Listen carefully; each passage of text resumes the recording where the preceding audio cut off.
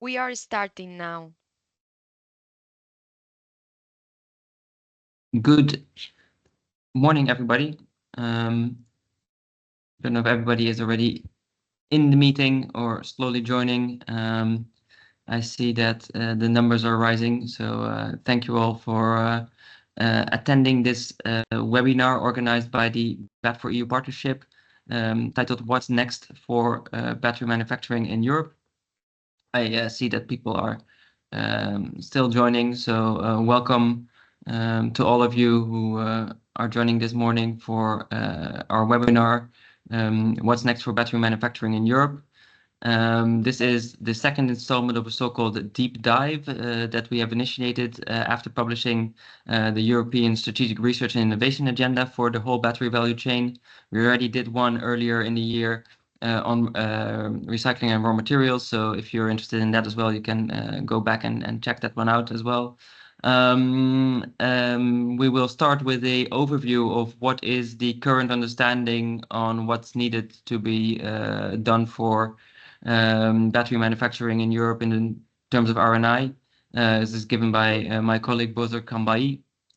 And afterwards, we'll have a panel discussion with three of the major battery manufacturing initiatives in Europe. So very happy with that. And 6 months is a long time in battery land. So the SRIA came out in February this year, and we're now in September. So we also need to look at already maybe what's changing, what's new, what's next. So I'm very excited for that discussion coming up. You will have the chance to submit your questions for the panel later, and we'll do a quick Q&A at the end of it. The slides will be very interesting, I think. A lot of people might be interested to get them. The way to get them is to sign up for the BEPA newsletter on the website. So if you're interested in the slides, sign up to our newsletter, and in a few days you will get the slides delivered straight to your inbox.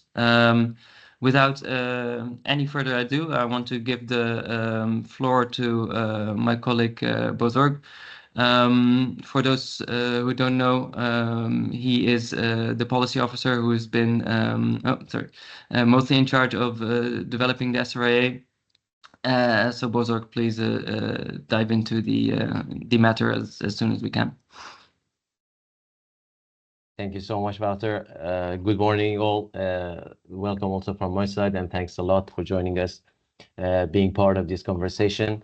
A quick word about the document itself that we're going to present now, the Strategic Research and Innovation Agenda, what we call SRIA a lot.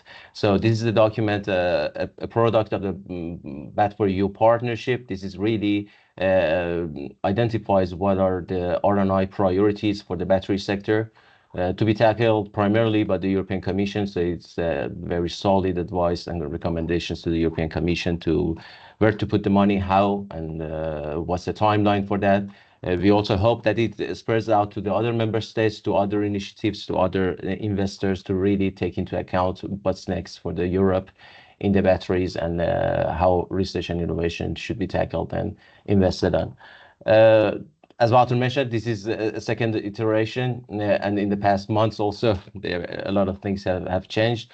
But this document will serve us as this is the basis of our work for developing what we do at the partnership in developing the work program of the batteries. So within the Horizon Europe framework. And it's a product of a very long, kind of a year-long discussion with our members and with the Batteries Europe members. Over 500 experts contributed to that.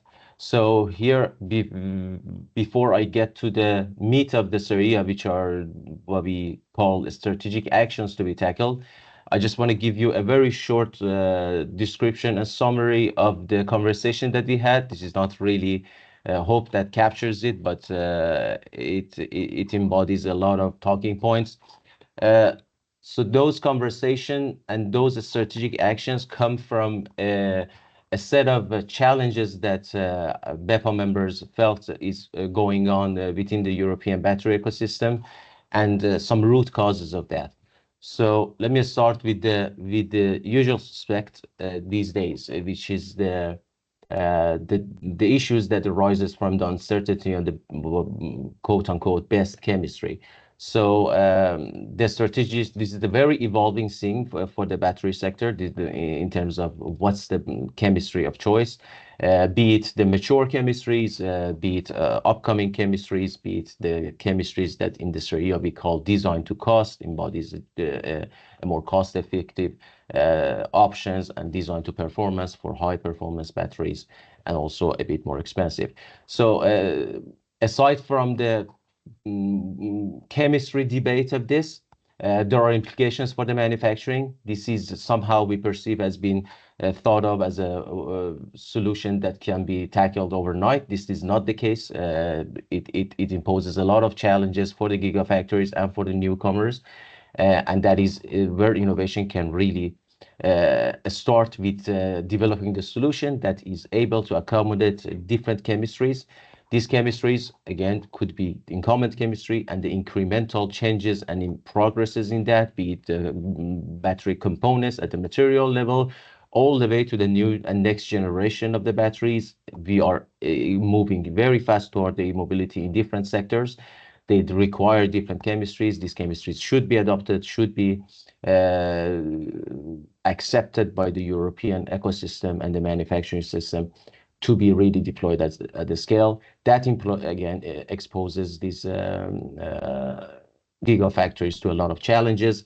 This is also the case for comes from our conversation with our startups and smaller actors that are really trying to help with drop-in solution all over the value chain, be it the raw materials, be it the advanced material, helping with the coating, that level of improvements, all the way to the digital solutions, to very amazing work that has been done on developing the models for the BMS, the mechanical integration, everything.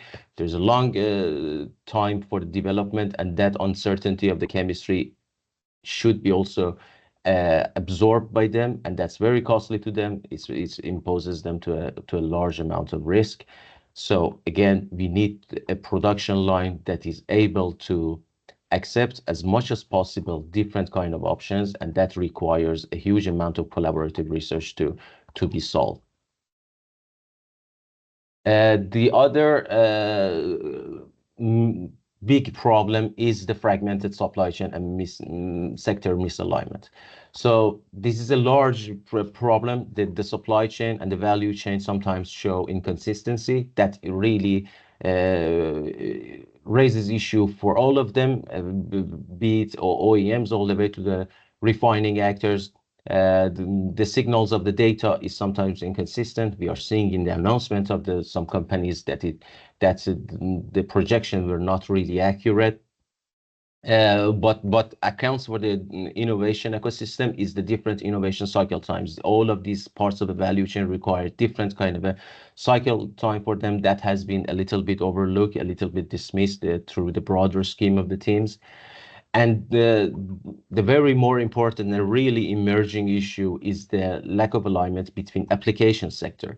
So if you really want to do the e-mobility to a meaningful degree, if you really want to do that net transition happening, we need to have batteries for different application, and all these application, not that they require different materials, different cell design, different performance indicators.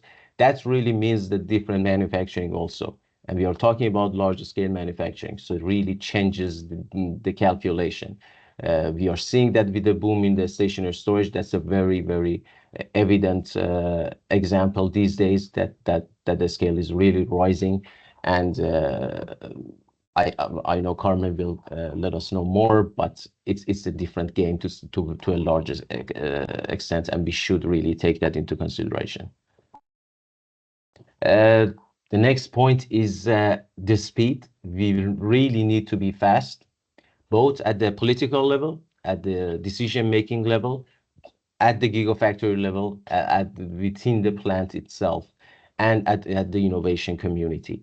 So the European Commission has realized the urgency. We have different kind of a legislation and acts that really signal that importance of the speed. The main part that is related to the battery manufacturing, the Net Zero Industry Act, the 40% goal of domestic production. We are not hearing very good news these days, as you know. At the moment, we have only 15% of the projected demand in 2030 being in operation. We are again seeing unfortunate news of cancellations and delays these days. That really has made a lot of experts worry about materializing this goal. Again, we need a huge amount of collaboration to make that happen, aside from the support that we need from the public sector. The very technical level is very costly to be sluggish and slow. The very concrete example is the scrap rate. That is very costly, given the cost of the manufacturing in Europe. That would really add a very bad burden into the manufacturing cost, especially if you are at a higher scale of operation. And again, pace of innovation is somehow confused within the context of the manufacturing. One that is we need to simultaneously develop the manufacturing processes. That is costly. That takes a lot of provisions. And we can see a recent example is Tesla's struggle with the dry coating. Tesla, with all these resources, we can see that how the innovation cycle and timelines are really being delayed in that sense. So it really gives us the heads up that this is not an easy task, and it is costly, and it is time consuming. The next one is somehow the biggest elephant in the room, if it even fits in the room, and it's the underlying concept within all what we think of when we think about the battery manufacturing, and that's the scale. There's no meaningful transition, there's no meaningful deployment if we don't really get to the large numbers, and there is no, again, business case and sustainable production for battery gigafactories to really don't get to large numbers. Already, this is not a mystery that battery investment in the battery sector in Europe is very costly, almost twice in China. The IRA in the US is really trying to narrow that gap. We don't have, although we have very good instruments in Europe, we don't have such a practical, basically one-stop solution at the moment. Also, in terms of the profit margin, again, the cost burden that is imposed by the new chemistries or LFP, for instance, really implies larger scale, at least double digit. The part that is more technical on that side is the manufacturing equipment industry. Some estimates show we need 2.5x increase in what we produce in the machinery sector. This is a bit of a chicken and egg, so you need to be a scale to really get to the manufacturing equipment industry to really get to turnkey solution, a very cost-effective solution. But if you don't have that also, it's difficult to imagine a scale production. What can come out of that kind of a cycle is really collaborative effort toward realizing the better solution, the more cost-effective solution, the more tailored solution to the European application sector and European producers. And the last but not least point is the sustainability. So this is a must. This is probably the biggest reason that we are involved in the electromobility and why we are doing this. It has embedded in a lot of legislation at the European level, from the battery regulation with its battery passport mandates, with its carbon footprint mandates. Again, there is an ongoing discussion for the carbon footprint calculation. At a larger scale, there is a huge push for the addition of the better instrument or more incentivizing instruments like PPAs, power purchase agreements, etc. But again, at the technological level, we need better chemistries. The better chemistries inherently offer less energy consumptions, but also better manufacturing system, better equipments, alternatives for hazardous material, alternatives for NMP, again, dry coating, aqueous coating. All of this really needs time, really needs support, and really needs the resources to be applied at a meaningful level. So out of all of this, we came up within the working group of manufacturing in BEPA with some solutions to be tackled as a strategic actions in this area. For the manufacturing, we came up with four. The one that we have projects on the environmental sustainable production. We want to take it to the next level. So that's an important strategic action for us. We hope that the new innovation fund for the batteries can really address that, can really take that into consideration for the battery sector, and really give it the life for the larger scale. The second one is again addressing that uncertainty in the chemistry and the upcoming chemistry and the emerging chemistries uptake, what we call flexible pilot lines for current and next generation technologies. This is a very exciting topic. It's a very difficult topic to tackle, but nevertheless, we have to start it and conceptualizing it and really taking it to the next level. We will have a most probably a topic in 2025 addressing that, taking that into consideration for the solid state production and for the battery manufacturers to have a better strategy in terms of the equipments on how to transition to the next level. And the very large degree and a very large number of issues that we discussed cannot really be solved without digital solutions at every level. In Europe, we are really seeing a huge push toward taking that into practice and taking that into the real solution and the plan for the challenges. In SRIA, we have also, not forgetting that, we have uptake of advanced digital twins in lithium-ion battery production as a concrete topic, and we really want to have it for the next generation too throughout our next projects. You can see the timeline. So what we do also in this area is assign a timeline for each of these topics, to assign an urgency and priority to each of them. And you can see how we move on with this topic, move forward with this topic toward the 2030. Comes from the topics that we had in the previous work programs on similar issues, but again with different natures and with different mechanism and fundings. So I talked a lot about the challenges and the problems. Let me talk about the good stories a little bit.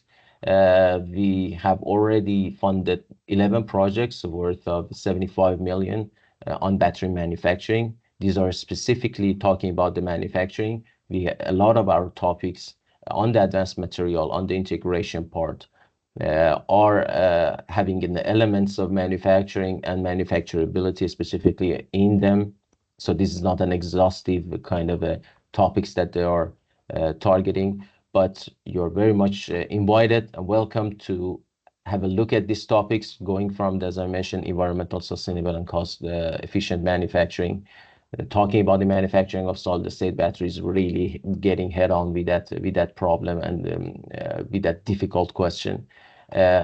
Embedding advanced digital twins for the production and the machinery and integrated value chain is also very exciting in terms of really making sense of the collaboration between the different actors in the production line, really taking digitalization to the next level in terms of coordination and alignment between the processes.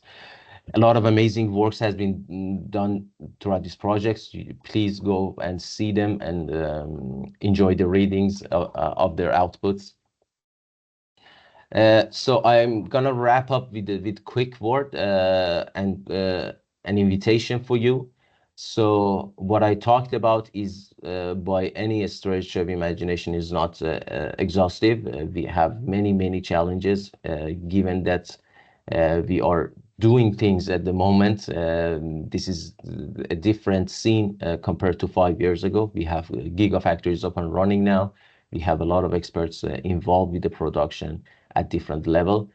And we are at the same time approaching the next R&I framework program, the next Horizon Europe, or the Horizon Europe at the next stage. And we are inviting you to give us and share us your expertise and insight in what are the challenges. So we are doing this for many reasons.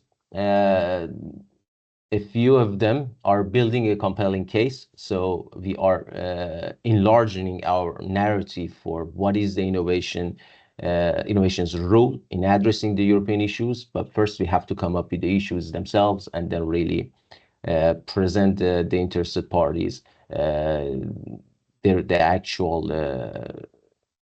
way out that the innovation presents. The support mechanisms at the EU level are evolving. As you know, the recent innovation fund is one. The structures might evolve. There could be collaborations between them. We really need at the BEPA to enhance our knowledge base on how to consult the European Commission or other potential investors on what's the best to be funded, and the broadening of the challenges. So this is not a mystery. We are having a lot of the portfolio of the technologies used in the battery sector are really increasing. The applications are really increasing. So a lot of new challenges are popping up. We have to address that.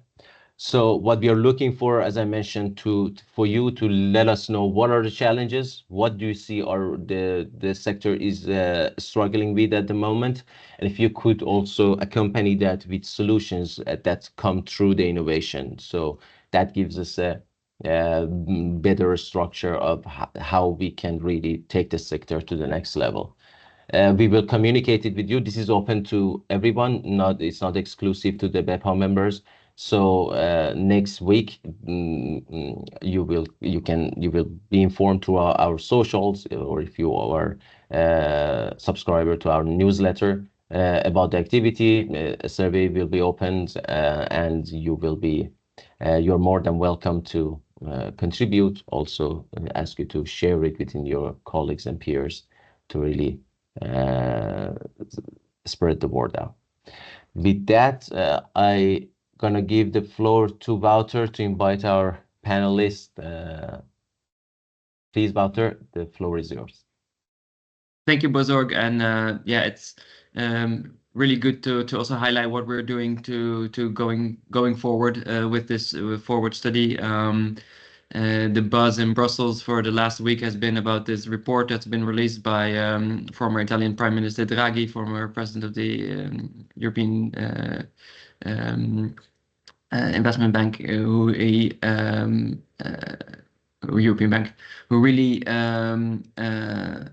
drilled down the message that we need to do a lot more in Europe to make this dream of having the clean tech manufacturing here in Europe happening. So a lot of this is going to be in flux probably in the next few years. There's going to be maybe new means of support, new regulations or less regulations, or new ways of member states and Brussels working together. I think it would be very beneficial if we as the battery community and the battery R&I community can get ahead of this discussion and really think about what will make our sector successful. So we can present that on a dinner plate to the people here calling the big shots, and hopefully getting some research for that. So thank you so much, Bozorg, for the overview of the SRIA and just a general overview of the sector. Now we're going to discuss, like you said, with the experts from the projects that are up and running. We're not starting from a completely blank slate anymore in Europe. We have projects that are doing their utmost to be competitive in this sector. So first off, from FAM in the south of Italy, we have Carmen Cavallo, who's the R&D senior scientist in lithium technologies. Welcome, Carmen. Thank you. Thank you for joining. We've also have Yannick Montmeret from Vercor from France, who is their Open Innovation Project Manager. Welcome, Yannick. Thank you. Welcome. Good. And if all goes well, in a few minutes, we'll also be joined by Philippe Després from ACC, who is the principal expert in battery testing there. But let me first start off with asking a question to Yannick. We saw the the projects that Borzak put on the screen. One of them is Gigabet. I think that's where Vercor is active as well. It focuses a lot on the manufacturing equipment side. How important do you think that part is for developing the European value chain? Yes, so yes, Vercor, we are a partner in Gigabat and other Horizon Europe projects. And the thing is, for example, Gigabat is really focusing on the machine providers that we could put in our gigafactories. First one in Dunkirk, future ones. And it's really aligned with European objectives to have production in Europe with resilience capacity, so that today, even if we are importing batteries, we are also importing the machines to produce the batteries.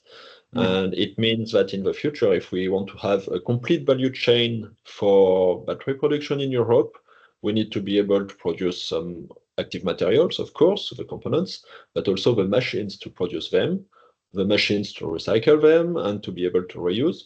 So the idea is not to be totally independent from other countries, but to be resilient and to be able to promote our technical partners. And many of them are coming from the internal combustion engine equipment producers. So they see that they have to move to battery production. And so in Gigabat, for example, we have partners in Italy, in Germany, and so on.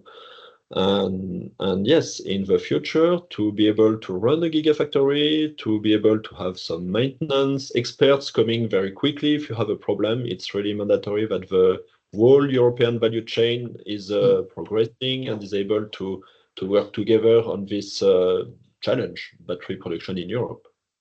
Yeah, it's a very good point that when we talk of the European value chain, and if you see it in presentations, you often see it just from raw material to recycling and in a straight line. But there's many supporting value chains that we also need to think of and get in place as well. And indeed, machinery is a big one. So we're looking forward to see what the results will be in Gigabat and all the other battery manufacturing projects.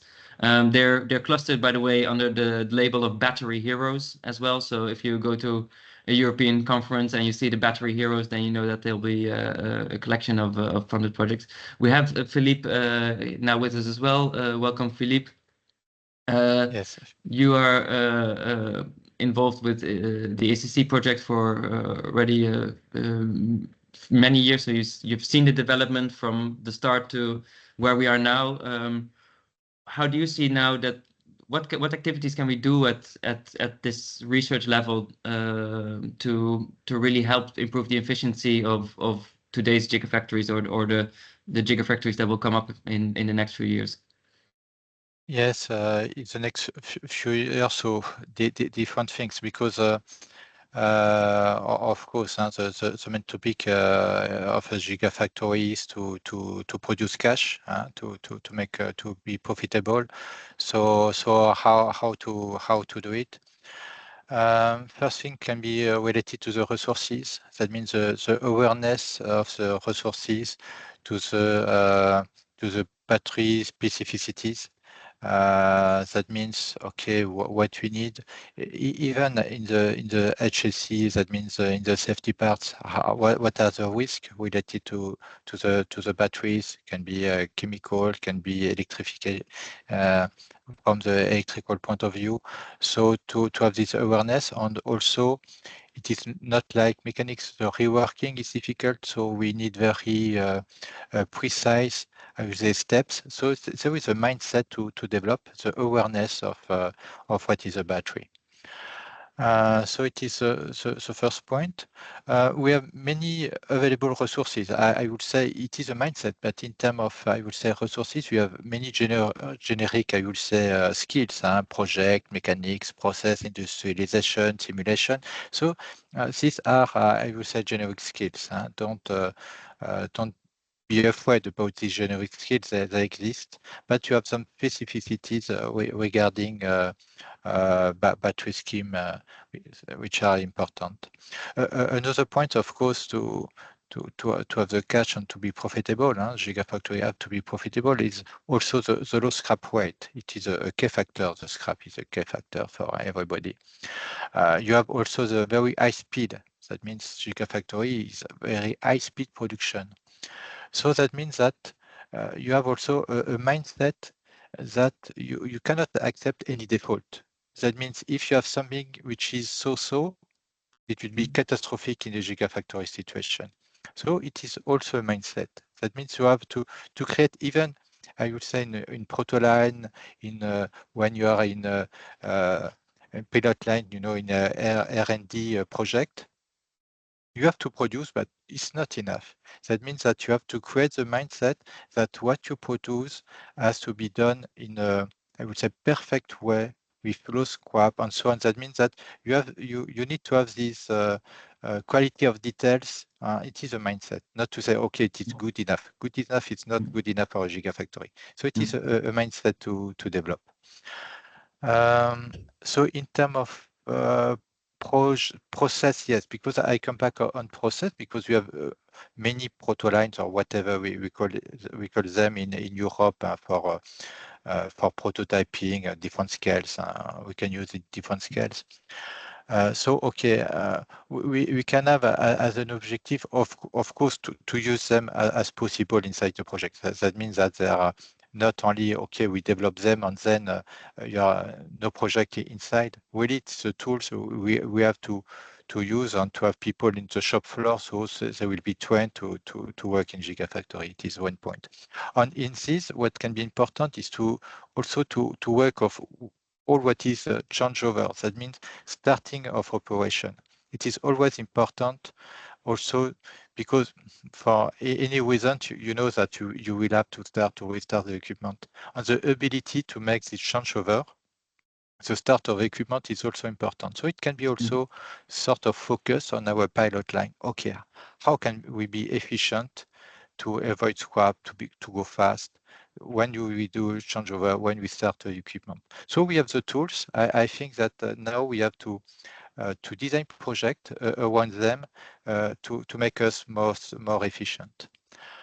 So okay, I already spoke about specificity. So for example, the welding, the winding, the stacking. We have some specificity inside the battery world. Of course, we need to address and to skill people on that. What is also important in the battery is all the control techniques, because to control the equipment, so of course you do it online, offline, but we have many sensors. You can use X-ray, CT scan, optical, many sensors, and these are very important because same thing, it will link to the fact that the Gigafactory works or not.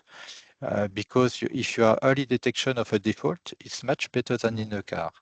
So all these detection techniques exist, but it should be, I would say, emphasized in our European proto line. That means not only to produce, as I said, but to produce of very high quality. And for that, to implement I would say, state-of-the-art control equipment so that people will be skilled to use them. Maybe then I finished. You answered another question. Thank you, Philippe. Thank you. Many interesting points already. Thank you to be put out there. One of the very good insight is, like, in order to have quantity, you have to have the quality. I think that's a very important takeaway here.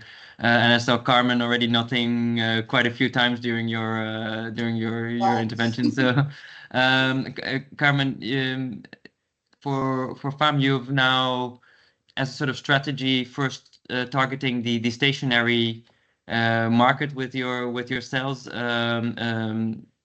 but I see you're in agreement with all the challenges that are for the automotive sector. So what's similar, what's different in that regard?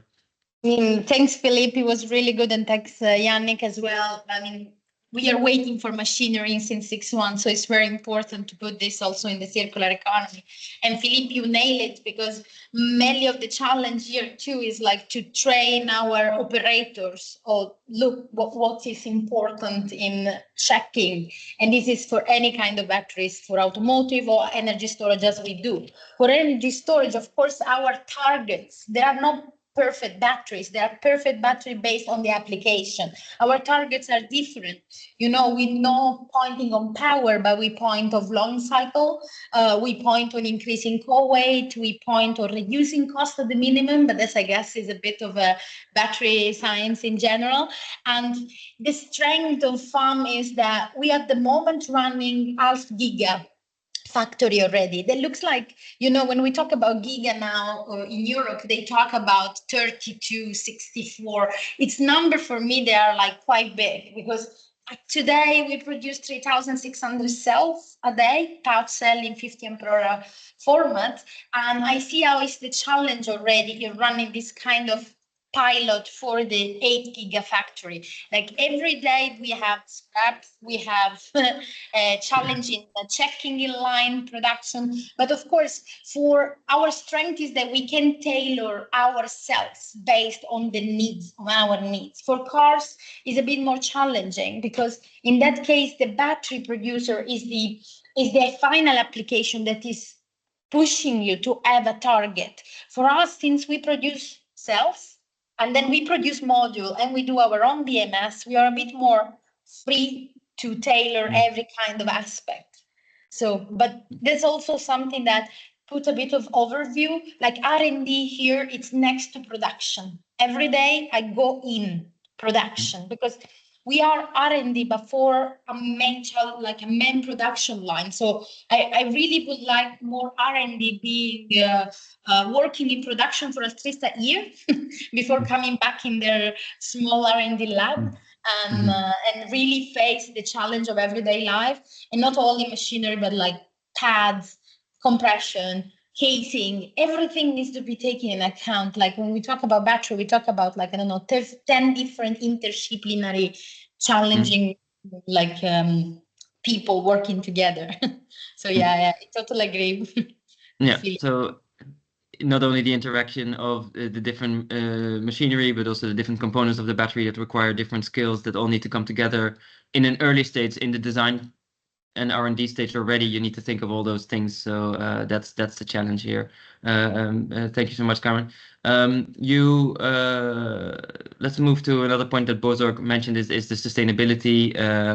Of course, there is the carbon footprint part, and we want to be non-toxic. On the other hand, to be competitive, it's also a cost part. So you need to reduce the electricity used. So both, you can, if doing well, you can kill two birds with one stone here. But what are the sustainable practices that you have applied in FAM, Carmen? For example, in your electrode production, what are the innovations or R&D that you try to put into the process?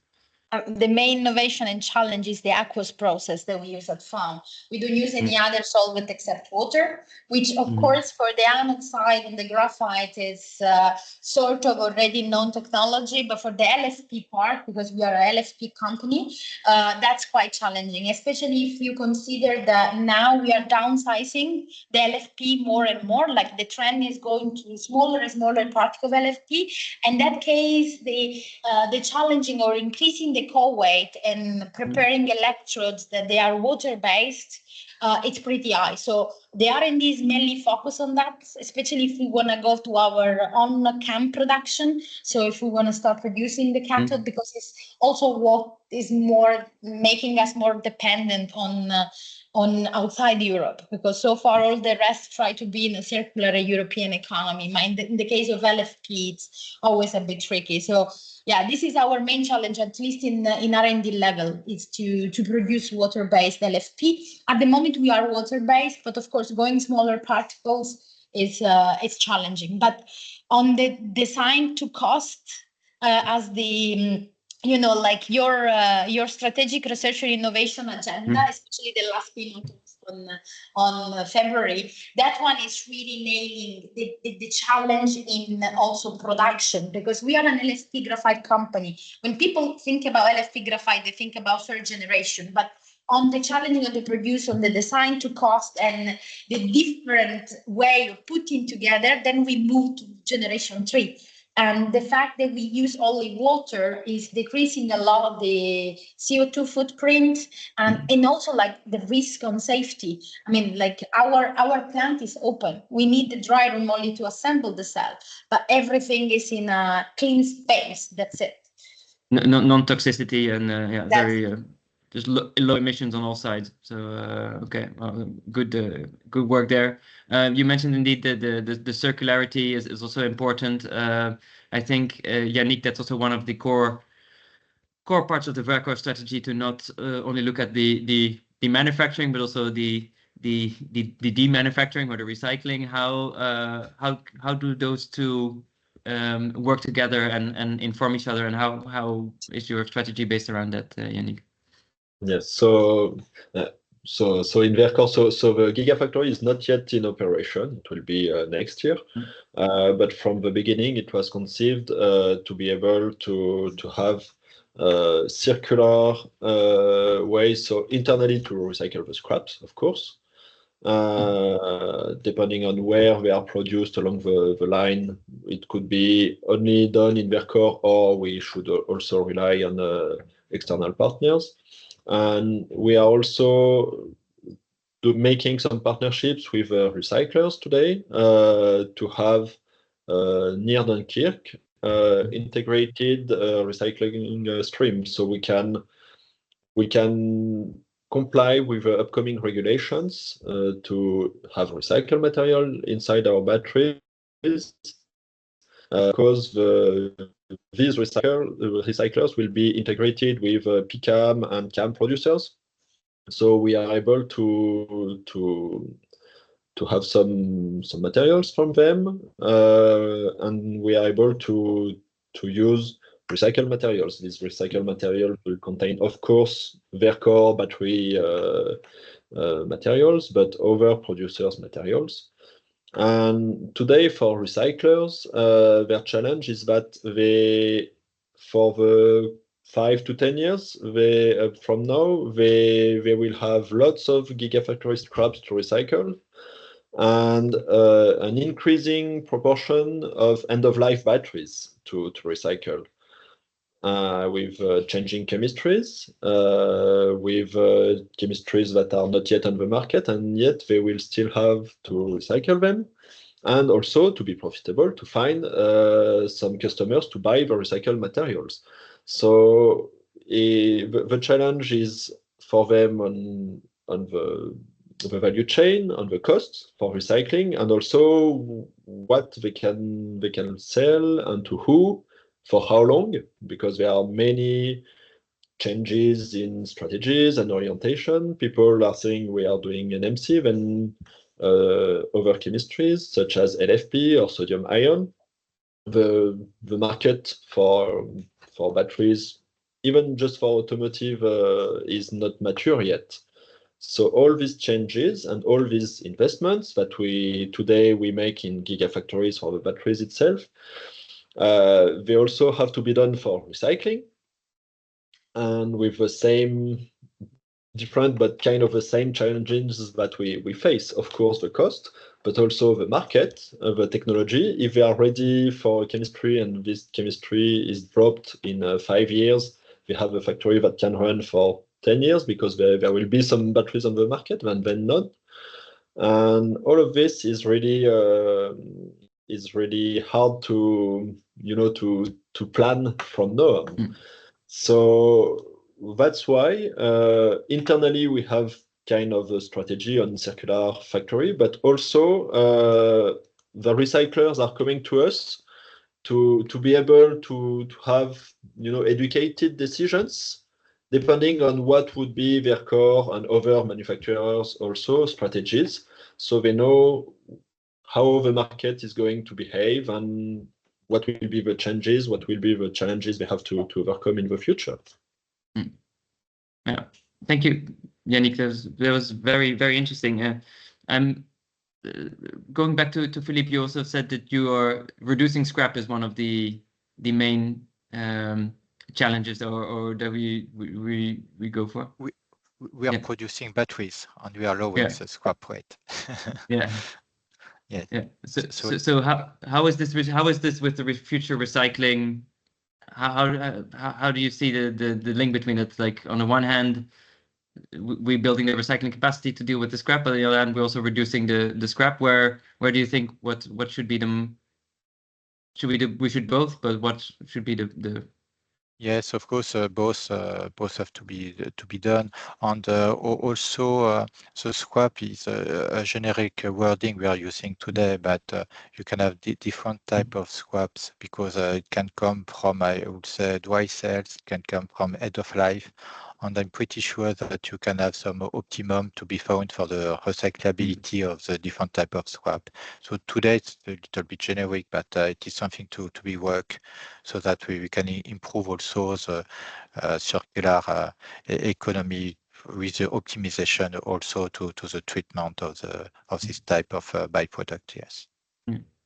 to look at another type of material to use, the workforce, the people that we need to have to go in all these work in all these gigafactory projects in Europe. Philippe, what's your perspective on the scale and the quality of the workforce required to get this European battery industry off the ground? Yes. So I already give some information on that. Maybe an additional one regarding the chemistry, because okay, it is a main focus when we are spoken about battery. Everybody's thinking about chemistry.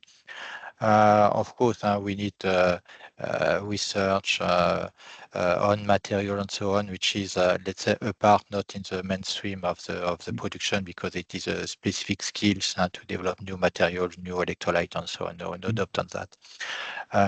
Nevertheless, what can be interesting in this area is also to prepare our chemists, let's say like that, to work with process people and also to work a lot with the data. That means to prepare more chemists to the development activities rather than the research one. The research ones they are prepared in the lab, no issue on that. But if we push them more to work in a close to process people, that means same time product process, as we say, and also using data. That means, okay, with all the data, how you use it, how you exploit it, it should be a mindset more used in development level, and really easier the transfer to this chemist, PhD, whatever engineer, to the development phase. Because naturally, most of the chemists like to be in a research department because they don't used to have this type of process to work. So I think it can be also interesting to increase this type of activities in our research lab in Europe. Yes. Okay, that's a very interesting point. I think we have a case in point of somebody who's come from academia, from the glove box to the factory floor. Carmen, you made that course, so share your experience on that. Yeah, I totally agree with Philippe. I mean, our CTO is Dominique Lejoie, so he sent always regards to Philippe, and always we talked about this. We should have program, especially for technician and for the R&D level. What I say at the beginning, you really need to spend at least a year in production before understanding what's the real problem are. And I mean, this happened to me. I moved from academia to industry more or less in the borderline between 2010, 2020, 2021. But I always worked in R&D and I was always working with the industrial project. But as soon as I moved to industry, I start really having problem in being in production. I always be hands-on. I don't like to be the kind of scientist that you just find a solution reading a paper or like talking with people. I always be in production. And here at FAM, it's really important. I'm spending my days understanding what's the problem of people working there every day, because that's something that we have to solve. I mean, sometimes they look at me as I'm a genie with the lamp, and it's like, Carmen, you have the solution. No, I don't have the solution like this. But if you explain me the problem, I can help you because I have the knowledge to help you. And they have they are a process engineer. I mean, they know what they're doing. They know, without them, we cannot do anything. Like without my production, R&D doesn't exist. So it's good to point more on process than on R&D. I'm totally agree. But FAM, for example, is a weird company. The R&D started after the production, and also that we see how scraps, they decrease a lot in the moment in which R&D came in play. So we need to be really synergetic in this role. Quality, production, and R&D needs to be like one big, complete family. Otherwise, we don't go anywhere. But yeah, I totally agree with Philippe, and I experience of my skin. So I want more program. I mean, I do believe that we need to have a huge interconnection with academia to bring people in and check what is the real problem. A lot of fundamental science. I do agree that fundamental science is really important for new material, but we talk about 10 years from now and from now. Now the problem of today, they need to be solved today. Clear. Thank you so much, Carmen, for sharing your experience and also for bringing your knowledge from the work floor then also up into the discussions that we have on what are the challenges that need to be funded. So thanks a lot for that. Maybe to turn to what Bozorg dubbed the elephant in the room in his presentation, or the elephant in the dry room. Maybe that it's we need to scale. We need to scale, we need to do it fast, but therefore we need the quality. What can we support now to help scale up this process? So like what kind of challenges do we still need to tackle before we really can fly towards this giga production level? Maybe start with Yannick. Well, so we are not yet at giga scale, but from what we see, it's really, going from early stages of R&D and pilot production to industrial, no defect, low scrap production is really the main challenge. I think we see for all manufacturers in Europe. During summer, there were a few articles on difficulties, but there's probably, between people working in the battery industry and knowing the difficulty, but also the announcement that has been made before to show to shareholders, to politics that yes, we will produce, we will have best-in-class technology, lower scrap rates, and so on. And to achieve these goals, of course, the talks were a bit optimistic compared to the difficulty. But now that we are starting to produce, we see that it's a bit longer than expected, a bit more difficult than expected. I'm confident that the scrap rates will match the targets, that the cost, the recycling, everything will reach the target. But the question is how long it will take. And not too long, I hope, but there will be a transition period because we are learning, because operators are learning. Everyone working in the gigafactory or even in pilot line, we have to learn from the machines. We have to learn how to handle them, and yes, I'm optimistic on this. Yeah. Can you pinpoint one technical area that we really need to improve? Or is it just we need to get this broad knowledge of the interconnected systems going? It's such complex processes, more than 25 steps to produce, from electrode production to a cell assembly itself, then modules if you are doing modules, then battery if you are doing batteries, different scientific fields. So there's really not one specific point that is more difficult than the other, because if you improve on this one, then you will see all the difficulties you have on the others that you neglected first, but then they are still here. So no, not really one big point. It's really all interconnected. Yeah. Carmen, when we met a few months ago in discussing the future roadmap with a lot of people from academia and research centers, at some point I remember you saying in a room, almost standing up, like, we have to think about scale. So it's sort of a plea to get out of the coin cell and move up to the what are your thoughts on how, what are the things that we need to manage, we need to get going here in Europe to achieve that, and how can the RNI help? Yeah. I still scream that, because coin cell level, it's very important, but it's like a yes or not. That's it. Like, you take a new material, you put in a coin cell, then you immediately have to at least make a 1-layer pouch cell, or at least 1-2 ampere-hour pouch cell. And already the scale factor, it's just changing the game completely.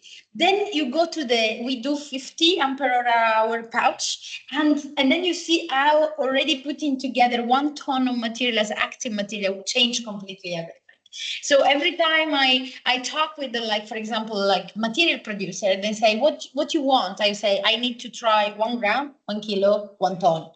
And then we talk of the different aspect, and everything is different. I mean, the formation curve, of course, you look at it, and if you know electrochemistry, you see how it's like the LFP profile and the graphite profile, but it changed completely the way of mixing, the amount of water. The scale factor is very important to calculate.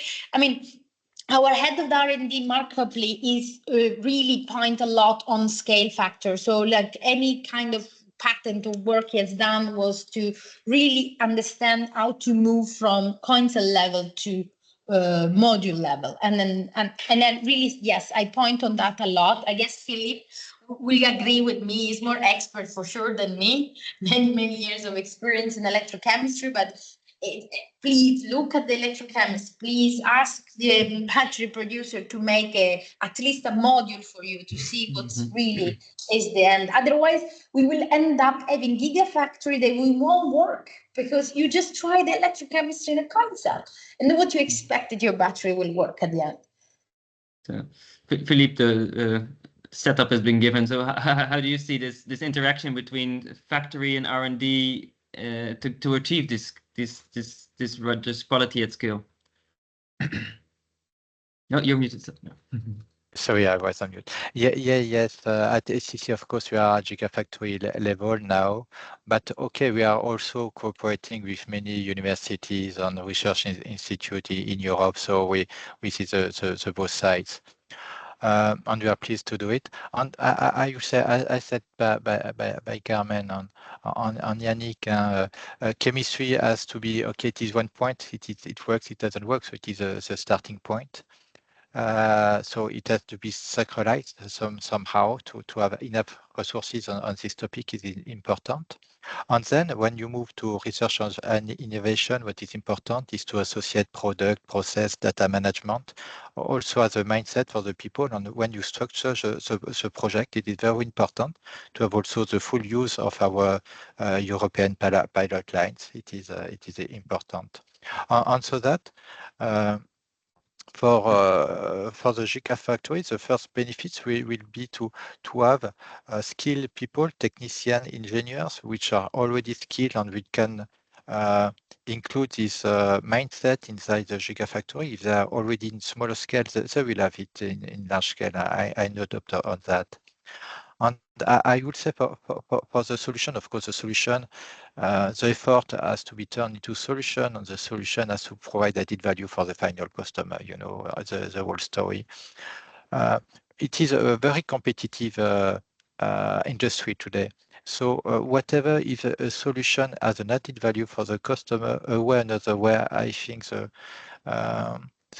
battery manufacturer will find a way to introduce the innovation, because it is so competitive that good innovation good solution will find, I would say, an application. One point on that, maybe the last point is another way of course of activity is also flexibility of the different equipment, because when you introduce whatever another material or whatever it is, you don't have the same property as mixing, coating, and so on. So a way of work also is to skill the people about the flexibility of the equipment, how to use them in terms of different setup and so on. It is also a field of investigation of training for our people in Europe. Yeah, So and thank you. Yeah. That's very interesting. Is it because you point to the people side of this, like the knowledge to operate maybe the equipment in different ways? So where's the main part of the flexibility? Should the lines be flexible, the machinery be flexible, or the humans be flexible, or like where's the main focus in this? Yes, I think it is the skills of the people to know to design flexible equipment if it is needed, and also to know to operate in different operating points. So it is, it is not it is both, I would say, people to know to do it, and then to use the best way the equipment which are already existing and invest. So it is important to know the limits and to know how to control in different in case of different scenarios. So it is an operation which is also very important. We're getting a lot of interesting questions in the chat, so I'll maybe turn to some of them. Maybe you can answer some of them, maybe you can't. That's also an option. So for talking about that flexibility and new things on the horizon, it seems to me that on the one hand, as a gigafactory, you need to be really focused on your products and getting the cost down and really like leaning into the choice you made. On the other hand, there's always this possibility of the new thing coming on the horizon, having these cost benefits. So how do you juggle that? Like, are you considering other chemistries or just optimizing the one that you currently have? And how do you juggle that decisions? Maybe Carmen, I don't know if from your perspective you can.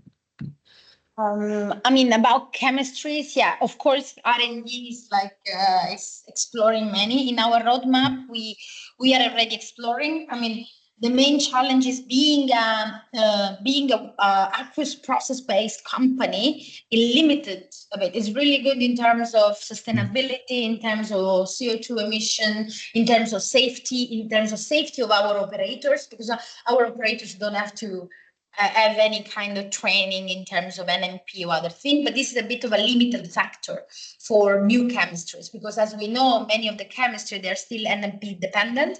So we are planning to open one at least of the line of the new factory that will be inaugurated at middle 2025, because at the moment we are in full production for the small gigafactory, the half giga. But for the new one, we'll have at least one NMP compatible, because we are moving for sure for sodium. I mean, sodium is a natural passing on from the lithium technology, because it's requiring a bit of know-how from lithium. Of course, when people think about electrolyte and about chemistry, they think like, oh yeah, it's fine, I can use the same technology. Not at all. I mean, you need anyway to tailor based on the chemistry, and the chemistry is different. Sodium is not lithium. But about what we have at the moment, LMFP looks a natural move, on LFP.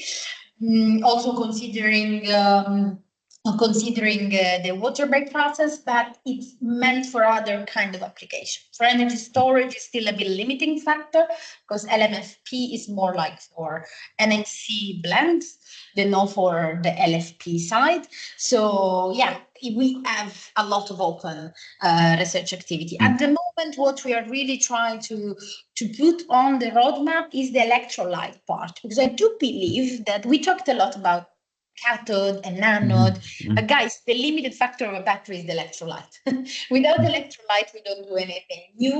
New chemistries require new electrolytes, and electrolytes are really the delicate part. We are still depending on fluorine for the salts.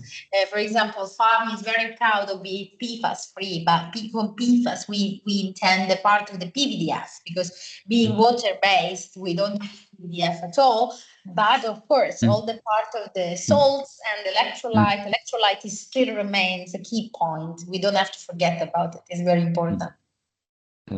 Philippe, I think you have to step out soon. So thank you for sharing your thoughts. Don't know if you have anything to add on that for the new chemistries on the horizon, how to juggle that. Is it? Yes, maybe a short point. Of course, we need to have a deep understanding of today's chemistries, because you have chemistry, but the way you use it. So we need to have I would say still work on current chemistries, electrolyte, as said by Kamen, to optimize. I would say the cell. And then to progress on the today production, and of course to prepare the futures. And we are part of that. Of course, internally we prepare the future with new chemistry and so on, and of course in collaboration with universities and research centers. I thank you. Yes, thank you, Philippe, and thank you for your excellent points. That was great. Bye. We got a question in it's more not linked necessarily to the production process, but to the financing process and the way we can support the R&D. Right now we have selected Horizon Europe projects. Of course, the budget is limited, so it's a competitive process. In the end, one project will win, and that project provides a solution that's interesting for the partners that are in the consortium. Yannick, what's your experience in the Gigabat projects? Like, it's beneficial for you because you're in, but how do you think that the wider community can profit from the work being done in these research projects? Yeah, so Gigabat is a good example because we are actually two battery producers in this project. PowerCo is also a partner from Volkswagen. And since we are developing the same chemistry, we of course we limit the kind of information we can exchange, but still we see that there are lots of similarities between the two gigafactories.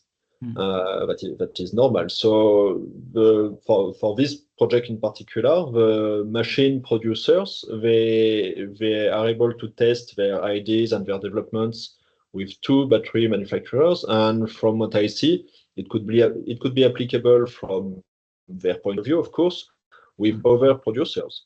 So, I mean, of course, in the project, the very final development is related to the specification of the partners participating, but also the teams in each participant companies. They are also developing for their market. So, of course, if you are developing, let's say, a near-infrared dryer, you don't want to develop a near-infrared dryer for their core. You develop a near-infrared dryer that will have customers all around Europe and the world. And the benefit, in my opinion, to be in a Horizon or FP20 project or whatever, is really that you have a real use case. You are able to exchange informations with a company that is willing to do so. You have, let's say, more precise informations. So you are at the end of the project. You don't have something fully ready, fully operational, but still. You made progress, and you made progress in a direction that at least interests one company. And from what I see, if you are interesting one company, you are interesting lots of other companies. We are all using the same processes in the end to make the batteries. Thank you, Yannick. That's a very, very clear answer for that. And from my point of view, hopefully if there are more budget, then we can have more projects, and then that snowball effect can even be stronger. We talked about circularity, circular supply lines. We talked about the having important of building up European manufacturing power, manufacturing supplier chains. How important is this the European aspect of these for your specific projects? Is it an ambition in the long term, but so how high is it on the agenda compared to sustainability and of course profitability and others? Yannick. Yes, so I mean it's more a question of when can we do it. If the ecosystem is not ready yet and it's our top priority, we cannot implement. So of course it's nice to do everything all at once, and we have dedicated teams on all these various topics. But still, so first we need to be able to produce and be profitable as soon as possible, because it's big money playing there. So the more time it takes to to be profitable, the more you lose in the long term. But then circularity, traceability, local suppliers for materials, but also machines. It's probably all linked also to the maturity of the market or the maturity of the production ecosystem. So some things we would like to do now, and we know that it will be delayed by 1 or 2 years, but everyone is rushing to be there in time. So it's really a question of not if we can implement, but when can we implement, and as soon as we can. There's always some benefits to be more local, less polluting. Looking at for example, water-based solutions, it's better for everyone. At the company perspective, less constraints, but also less dangers for your workers. Less investments to protect them. And then during the lifetime of a product, it's also less impact from the product itself. So it's something that is all these improvements, they are always good in more than one point. So in the end, you are more profitable if you are able to let's say tick these boxes, not only to comply to regulations, but because you are more profitable if you are complying. Okay, that's so the incentive is coming is also coming from the profitability. Do you see that more broadly as well with the recycled content the recycled content regulations that are coming up from the battery regulation? Is that going to be something that will hinder, or do you think in the long term it will lead us to a better competitiveness? Either one of you, maybe Carmen, because of the LFP part as well. LFP recycling, they don't really much 100% having direct recycling of LFP. It's quite non-economically convenient. For us, it's we don't have recycling in-house yet. We recycle our scrap. We recycle our separator. We recycle everything.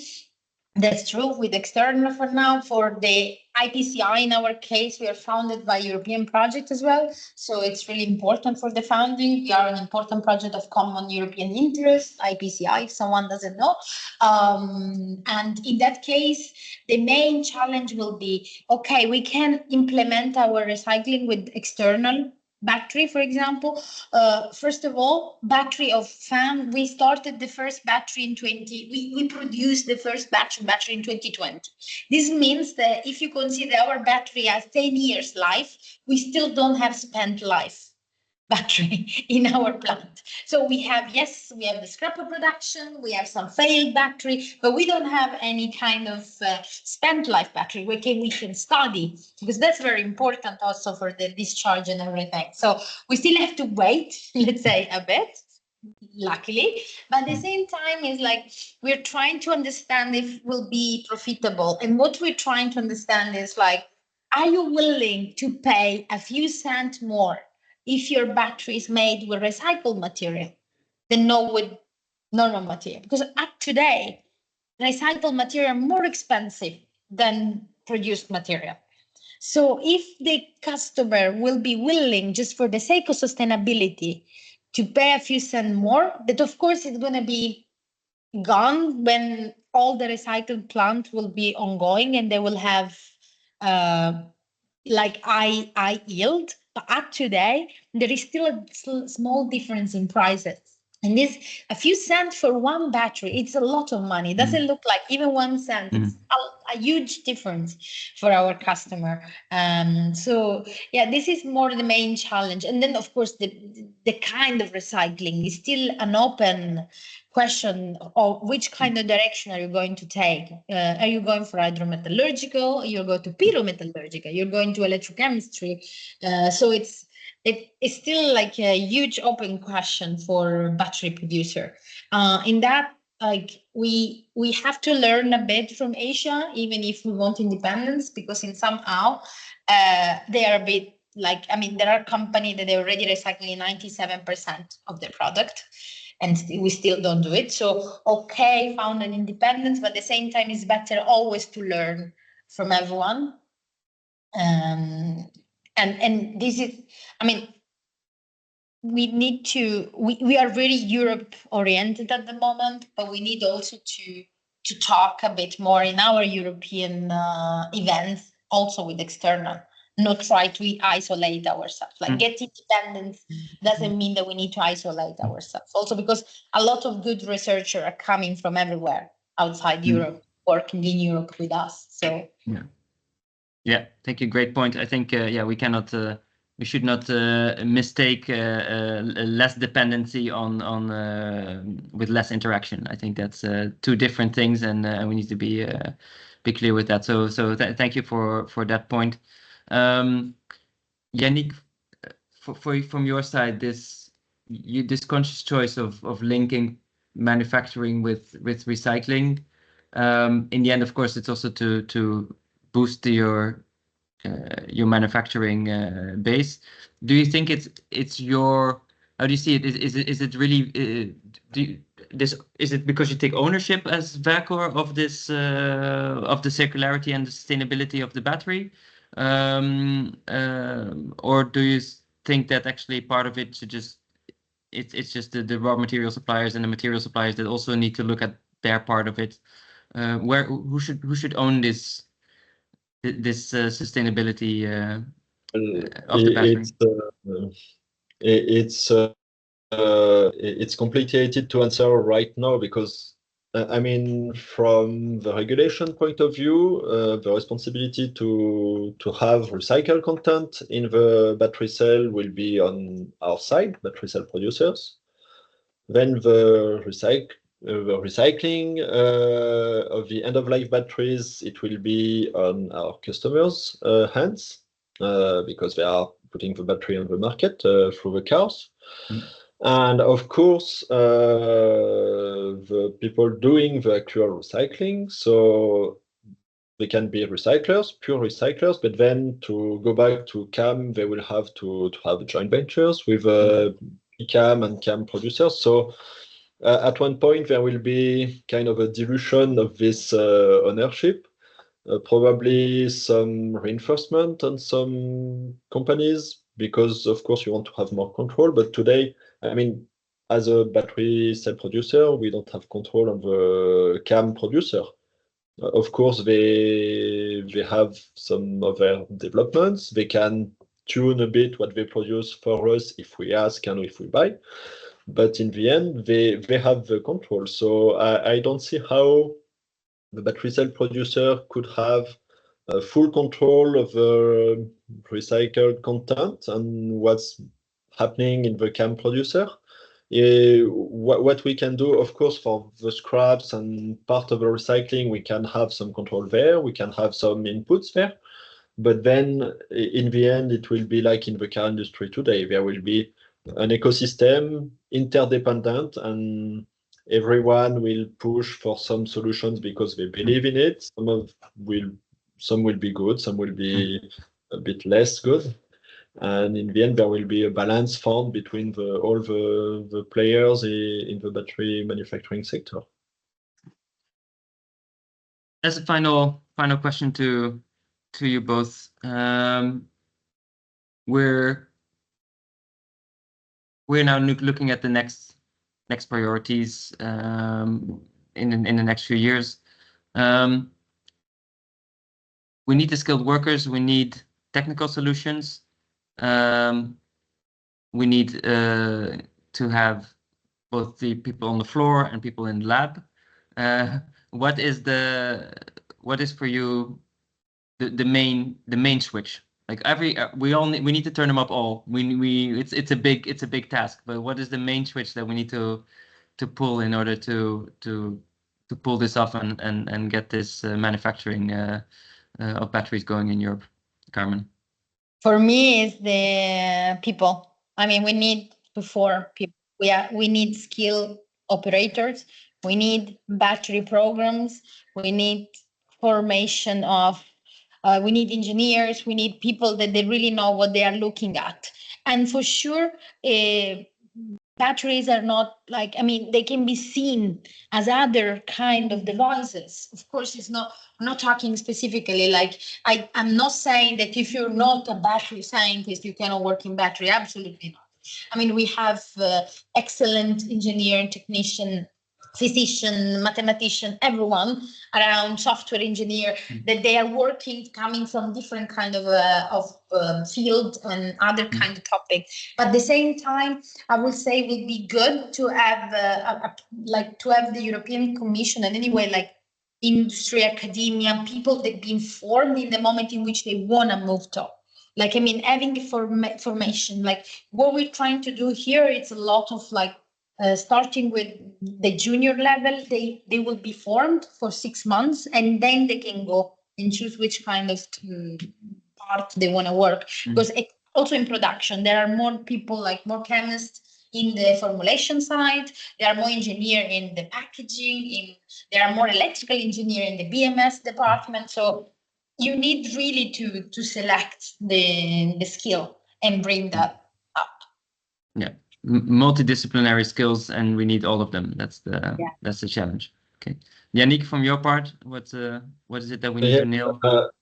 I kind of agree with Carmen also on the people. So we have two, let's say, time frames there. We have the first one with a giga production, with the factories itself, where we need lots of people very soon, but on lots of jobs, it's jobs that already exist somewhere else in the industry. So they have to adapt a bit, but it's something that we can have. And there are various training programs. So Vercor has one, but other companies have, some universities have, to train people to operate in gigafactories. And then on just a bit longer time frame to work in research centers and the R&D for batteries. So we are at a tipping point where all the people working in R&D for batteries in Europe for 20 years, we trained lots of people, and when they wanted to work in for industry for batteries, there was not so many job positions because there was kind of no or almost no battery industry in Europe. And now suddenly there's a big battery industry coming up. So lots of opportunities to have physicians, chemists, masters, engineers, PhD students with very high skills in Europe, but also in the world, of course, that have the opportunity to have some positions in the industry, to have very interesting jobs for the future chemistry developments, future battery developments, not just chemistries, but there are other developments for the packaging, formation, everything. So there's a big, let's say, change in the field and in this industrial field where we can have some people, junior people, but also already trained people that it's a good time to make the move, I will say. Of course, it's important to keep the link with R&D from universities, research centers, and so on. And that's why also it's very important for companies to keep participating in projects such as Horizon Europe, but there are many kind of other projects to be part of training and education, to participate, to give some feedback, because it's an ecosystem that we are building. And then, of course, it's a very nice moment to, if you want to switch, to go from university to industry, or maybe on the opposite direction, because these exchanges, it will help on both sides to understand what are the challenges or the expectations, and to meet them more quickly. Yeah. Thank you, Yannick, for this perfect almost summary at the end of the session. Thanks a lot. Thank you, Carmen, as well. Best of luck in both your European projects, be it IPSE or be it Horizon Europe funded. Good luck with the general developments. Yeah, some great takeaways I think that we can take forward, that we need to, if we want to grow and scale, we also need to think about the quality. We need to have the skilled people here to make it happen. And if we channel our innovation well, it will cut on multiple fronts. So don't think that there's a cutoff between sustainability and economic profitability. They can actually move hand in hand in the same way if we play our cards right. So I think there's a lot to take home from us. I think that the audience has gotten a lot from this talk. So thank you both a lot. I want to thank everybody for listening. Another reminder that if you want the slides that were presented earlier, please sign up to the newsletter on the website. I think the link is in the chat, so you can get them. Then I want to further bring to your attention that there is another webinar organized by BEPA on the 17th of September next week.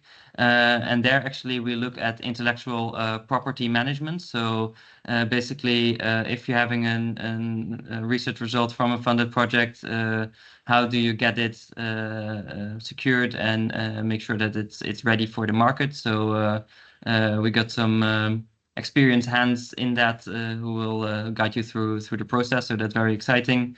And of course, we have a lot of events that we will visit as BEPA or in and around Europe. We'll be in Poland, Romania, the Netherlands, Belgium, France, and many other places soon. You can find the link on our website. And of course, in the end of November, we have the Battery Innovation Days in Barcelona, 26, 27 November. Please join us there. You can meet industry experts, policy people, and the researchers all coming together, where we really try to build the link between these three different parts of the decision-making process, and really discuss what's next, what's the next strategic decisions, and where we need to put our money. So for now, I wish you a very good afternoon, very good rest of the morning and then afternoon, and hopefully to see you soon in another event. Thanks, everybody. Thank you, Walter. Have a nice day. Thank you, Yannick. Bye, everyone. Thanks. Have a nice day. Thanks, Bozo, for the presentation. Goodbye, everyone. Bye-bye. Bye.